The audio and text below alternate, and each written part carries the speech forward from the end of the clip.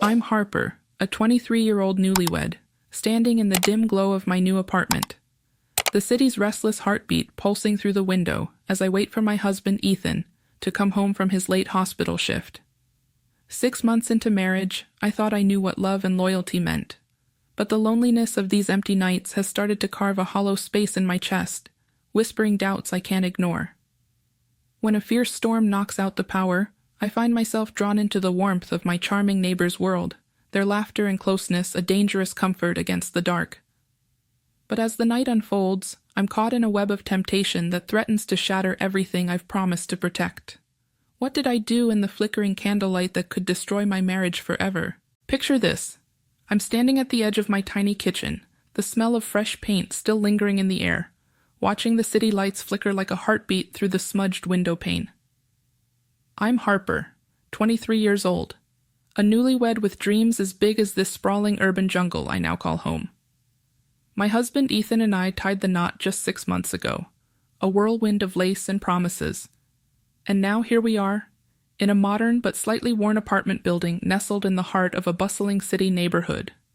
We moved in a month ago, eager to carve out our own little corner of the world, to build something that's just ours.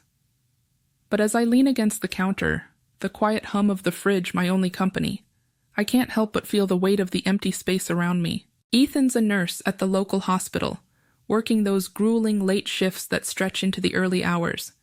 He's out there saving lives while I'm here, trying to make sense of this new rhythm, our new life. Most evenings, it's just me, pacing these creaky floors, rearranging knickknacks, or staring out at the neon glow, waiting for the sound of his key in the lock. It's not that I'm unhappy. I'm thrilled, really, to be starting this chapter. But there's a restlessness in me, a quiet ache that I can't quite name, especially on nights like these when the apartment feels more like a cage than a castle. Thankfully, I'm not entirely alone. Our floor in this building is a little community of its own, with 4 neighbors who've quickly become more than just faces in the hallway. There's Jake, late 20s, all charm and confidence, with hands that seem to know how to fix anything. He's the kind of guy who can make you laugh even when you're frustrated, like the day he helped me assemble a bookshelf that came with instructions written in some alien language. He knelt on the floor, tools scattered around, cracking jokes about how the shelf might just collapse under the weight of my romance novels. I couldn't help but giggle, even as I caught the way his eyes lingered a little too long when I handed him a screwdriver. Then there's Liam, 30. Quiet as a shadow, but with a dry wit that sneaks up on you. He's the observant type, always watching, always seeming to know more than he lets on. I've caught him studying me over the rim of his coffee mug during our hallway chats, his comments sharp but never unkind. Caleb, 27, is the opposite, boisterous, always laughing, filling any room with his energy. He's the one who dragged a folding chair into our place the first week, insisting on helping us unpack while telling stories so loud, I'm sure the whole building heard. And Noah, 29, is the enigma of the bunch. Thoughtful, a bit mysterious, with a habit of lingering in conversations as if he's searching for something deeper. Here I am, stirring a pot of pasta on a quiet Thursday evening, the steam rising in lazy curls as the city hums beyond our 5th-floor window. The apartment is still half unpacked, boxes tucked into corners like shy guests, but it's starting to feel like home. Ethan's stethoscope hangs by the door, a silent reminder of his presence even when he's not here, and our wedding photo on the fridge catches the dim kitchen light, our smiles frozen in that perfect moment.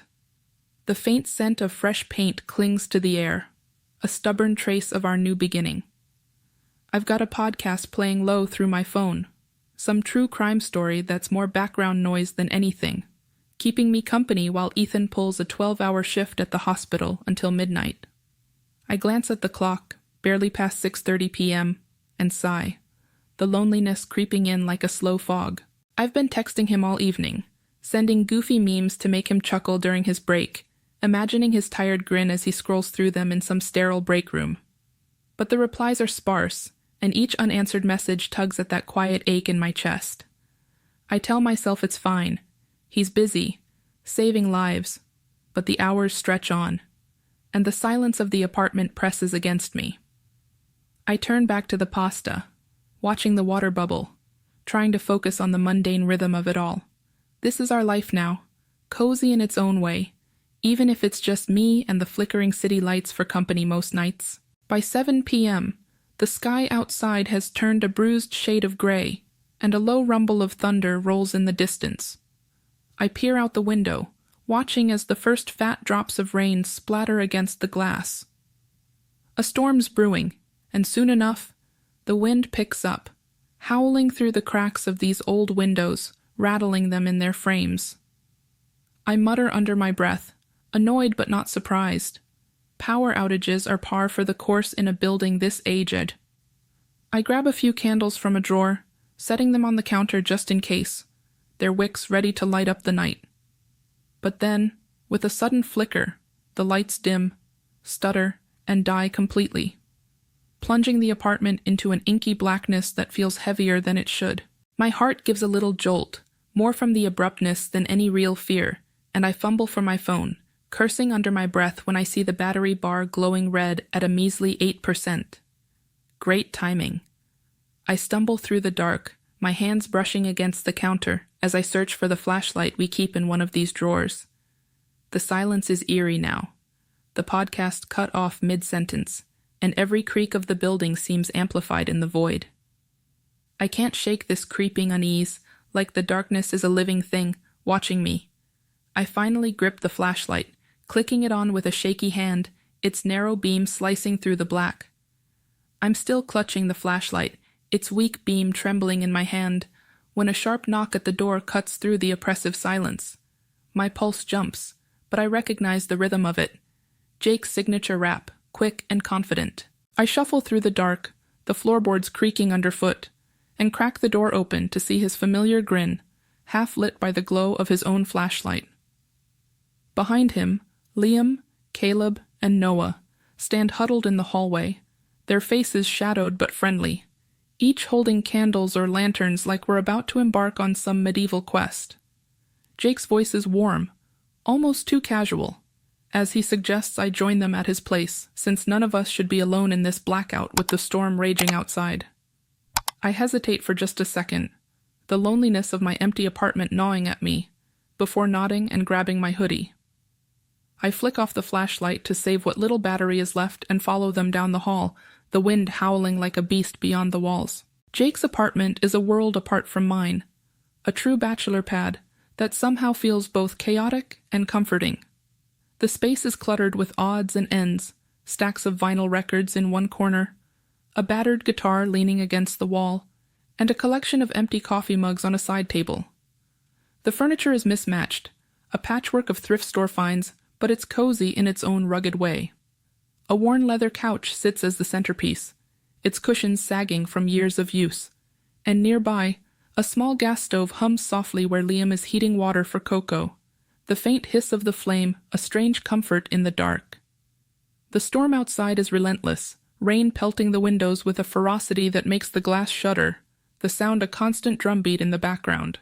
The only light comes from a handful of flickering candles scattered on the coffee table and the flashlights we've propped up, their beams casting long, eerie shadows that dance across the walls, making the room feel smaller, almost intimate.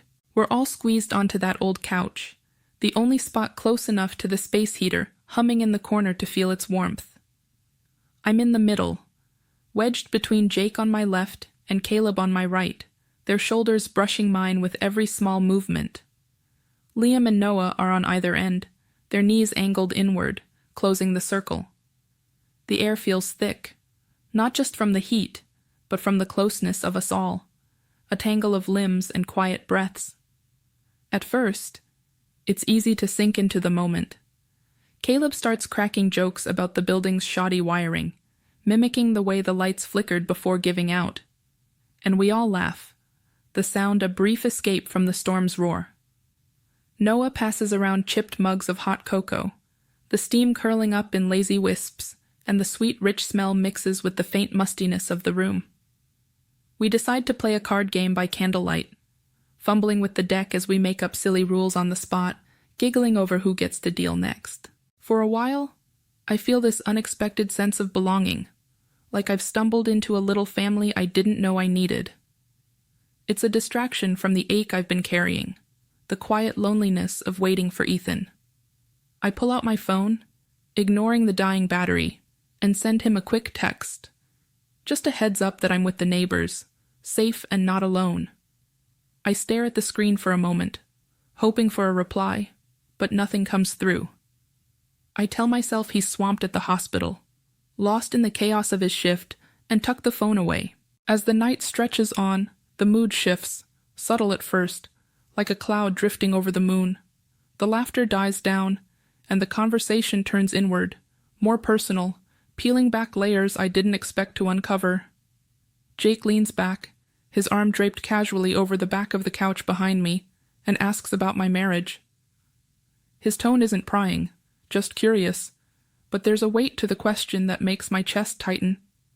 I give a vague answer, mentioning how new it all still feels, how Ethan and I are figuring out this life together. My heart is pounding so hard I can feel it in my throat as I sit here, caught in this tangled web of warmth and shadow on Jake's sagging leather couch. The air in the room has grown heavier, charged with something I can't quite name but can definitely feel. My breath catches, sharp and uneven, as the memory of Noah's lips brushing against my cheek just moments ago lingers like a phantom touch, sending a shiver racing down my spine. It was a fleeting gesture, meant as a playful nudge during our earlier card game, but it's left a mark I can't shake. On my other side, Jake's hand rests on my waist, his grip tightening just enough to make me hyper-aware of every inch of contact. It's not accidental anymore. I can sense the intention behind it, subtle but undeniable. Caleb's arm is still slung around my shoulders, his earlier boisterous laughter now faded into a knowing smirk that I catch from the corner of my eye. And Liam, always so reserved, sits at the edge of the couch, his gaze locked on me with an intensity that makes my skin prickle. It's like he's seeing right through me, peeling back every layer I've tried to keep in place. My mind is a storm of its own, racing with thoughts I don't want to face.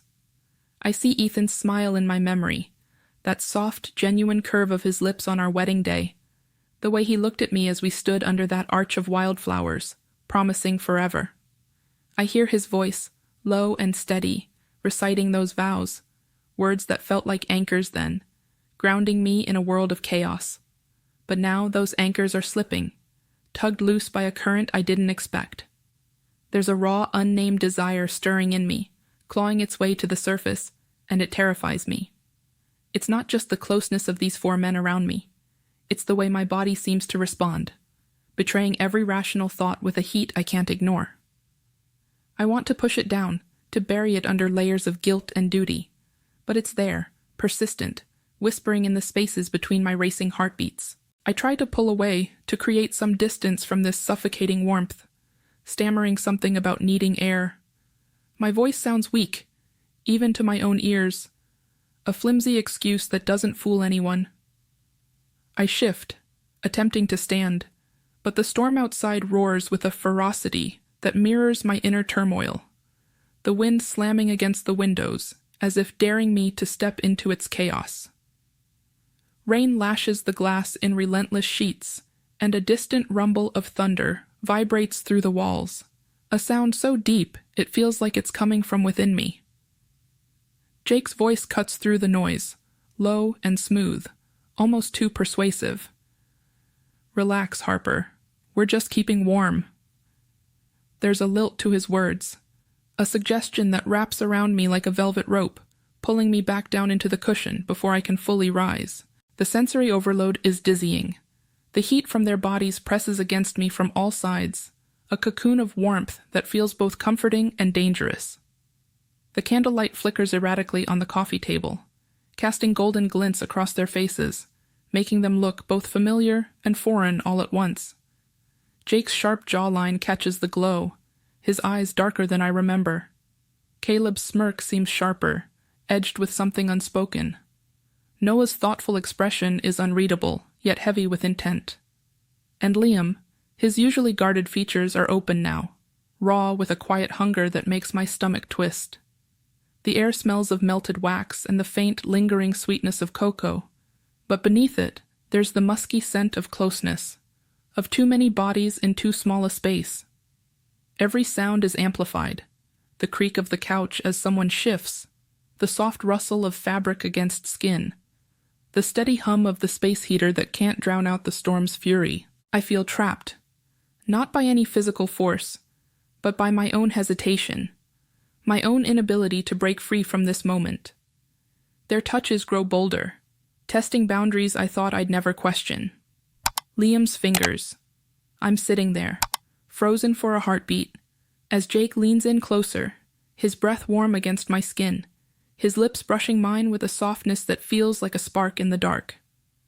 My mind screams to pull away, to stand up and bolt for the door, to remember who I am and what I've promised. But my body doesn't listen. It's like a dam breaking inside me, all the restraint and resolve I've clung to shattering in an instant. I let it happen. I lean into him, surrendering to the pull, and the world tilts on its axis. The storm outside rages on, the wind howling and rain battering the windows of Jake's apartment, but it's nothing compared to the chaos erupting within me. Every thought of Ethan, of our vows, of the life we're building, gets drowned out by the roar of my own reckless abandon. Noah's hands are on me now, pulling me closer with a firm, unyielding grip, his fingers digging into my waist as if anchoring me to this moment. I can feel the heat of Caleb's breath against my ear, a sharp, ragged whisper that sends shivers cascading down my spine, urging me deeper into this forbidden spiral. Liam, always so quiet, joins in with a silent intensity, his presence a steady force that I can't ignore, his touch deliberate and searing. Each contact, each brush of skin against skin, ignites something wild in me, a fire I can't extinguish even if I wanted to. It's overwhelming, the roughness of their hands, the heat of their closeness pressing in from all sides, the dizzying blur of sensation that sweeps away any lingering doubts. The storm outside becomes a mirror to my unraveling, the thunder rolling in time with the pounding of my heart, the rain a relentless backdrop to this fevered haze. I'm lost in it, caught in a current I can't fight. The physical pull is undeniable, skin against skin, the scrape of calloused fingers, the warmth that seems to burn through every layer of me. But it's the emotional weight that tears me apart, a jagged mix of guilt and exhilaration clawing at my chest, even as I give in completely. I know this is wrong. Know I'm betraying everything I hold dear, but in this moment, I don't care. It's like I've stepped outside myself, watching as I tumble into this abyss, unable to stop. The night stretches on, and we're tangled in a dance of shadows and candlelight, a forbidden rhythm that consumes every inch of space in this cramped, heated room. I'm aware of every detail, the way Jake's voice drops to a low growl, the way Noah's grip tightens with unspoken need, the way Caleb's laughter turns into something darker, hungrier, and how Liam's quiet strength holds a power that's almost too much to bear. It's a collision of desire and desperation, a moment that feels both endless and fleeting, stretching into the late hours as time itself seems to dissolve. The storm outside doesn't let up, but I'm barely aware of it anymore, lost in this haze of sensation and sin. My senses are overloaded, every touch amplified, every breath a shared secret in the flickering dark. We move together in a way that's both chaotic and synchronized, a silent agreement that none of us will speak of after. It's raw, unfiltered, a crossing of lines that can't be uncrossed. I let myself fall into it fully, letting go of the last threads of resistance, allowing the heat and the closeness to sweep me away. The world outside this room ceases to exist. There's no Ethan, no vows, no tomorrow. There's only now, only this, only the way their presence fills every corner of my awareness until I'm drowning in it. Hours pass, or maybe it's minutes. I can't tell anymore. The intensity builds and crests, leaving me breathless, spent, my body trembling with the aftermath.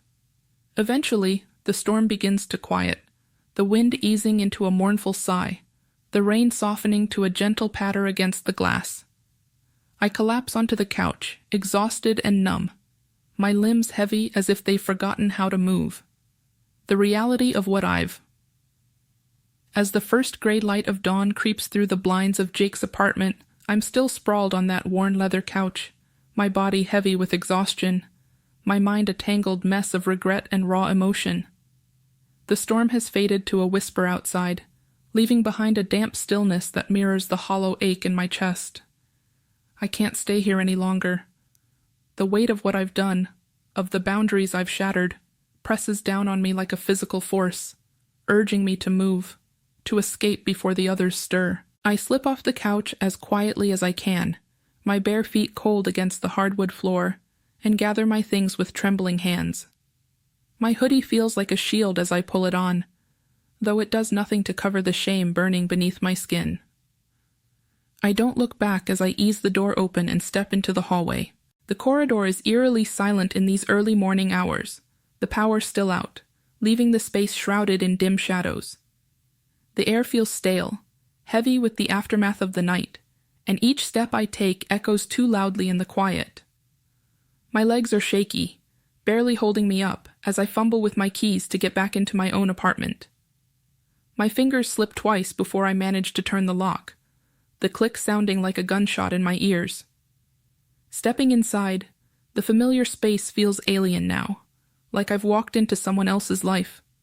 The half-unpacked boxes, the wedding photo on the fridge, Ethan's stethoscope by the door. They all stare at me accusingly, reminders of the promises I've broken.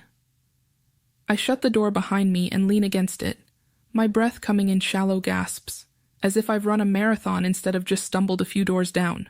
I catch a glimpse of myself in the hallway mirror and freeze. My hair is a wild mess, tangled and disheveled, strands sticking to my sweat-dampened neck. There are faint marks on my skin, subtle but damning, where hands gripped too tightly in the heat of the moment. And the scent, Jake's cologne, a mix of cedar and something darker, clings to me like a second skin, a lingering ghost of the night I can't shake. Panic surges through me, sharp and urgent. I can't let Ethan see me like this. I can't let him smell the betrayal on me. I rush to the bathroom, my movements frantic, and turn on the faucet, splashing cold water over my face until my cheeks sting. The shock of it does little to clear my head, but I keep going, scrubbing at my skin as if I can wash away the guilt along with the evidence. I strip off my clothes, tossing them into the hamper like they're contaminated, and pull on a fresh oversized sweater and leggings, something neutral, something safe. But even dressed in clean layers, I feel exposed, like the truth is written all over me in invisible ink, just waiting for the right light to reveal it. My mind won't stop replaying the night, looping through every reckless decision, every stolen touch, every moment I let myself fall deeper into that forbidden tide. It's torturous, each memory a fresh stab of guilt that twists in my gut. I see Ethan's face in my thoughts, his trusting smile, the way his eyes crinkle at the corners when he laughs. He's out there, working through the night to save lives, while I've been here, unraveling everything we've built. How could I do this to him? How could I let myself get so lost? I grip the edge of the sink, staring at my reflection, but I don't recognize the woman looking back at me. She's a stranger, hollow-eyed and haunted, carrying a secret that feels like it's burning a hole through her chest. It's barely 6 a.m. when I hear the faint jingle of keys at the door, and my heart stops dead. I'm not ready. I'll never be ready. I force myself to move, smoothing my hair with shaky hands, wiping the last traces of water from my face as I step into the living room just as the door swings open. There's Ethan, looking worn out from his shift. Don't forget to subscribe, like, and comment if you enjoyed this story. This will help us create more engaging stories for you.